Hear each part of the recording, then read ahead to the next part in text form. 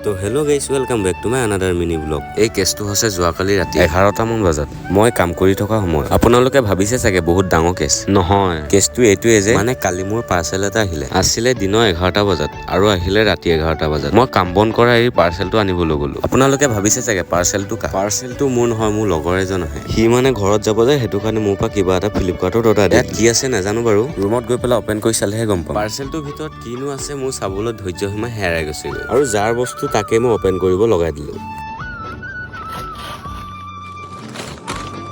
আৰু পাৰ্চেলটো খোলোতে দেখিলো জোতা এযোৰ। তাৰ মানে সি ঘৰত যাবলৈ জোতাযোৰ অৰ্ডাৰ দিলে। মোৰ বাৰু জোতাযোৰ ভালে লাগিছে, কালাৰটো ডিজাইনটো চাই। আপোনালোকৰ কেনেকুৱা লাগিছে এটা সৰু সুৰাকে কমেন্ট কৰি জনাই দিব। আৰু তাৰ জোতাযোৰ দেখি মুখত হাঁহিটো চাই ভাল লাগিছে। আপোনালোকে ভাবিছে চাগে জোতাযোৰ দাম কিমান? বেছি দাম নহয়, মাত্ৰ 425 টকা। আৰু এইফালে নতুন জোতাযোৰ পিন্ধি চাই লৈছে চাইজটো হৈছে নে নাই। আৰু মোক জোতাযোৰ লাগিয়ে চাব দিয়ে নাই। চব কথা বাদ দিয়ক, আৰু মোৰ জোতাযোৰ কিন্তু বহুত পচন্দ লাগিছে। মই এইফালে জোতা চাই থাকিলে নহ'ব, মই এতিয়া কাম কৰি আছো আৰু এটা নেক্সট ভিডিঅ'ত লগ পাম। আজিলৈ বাই, লাভ ইউ, জয় হিন্দ।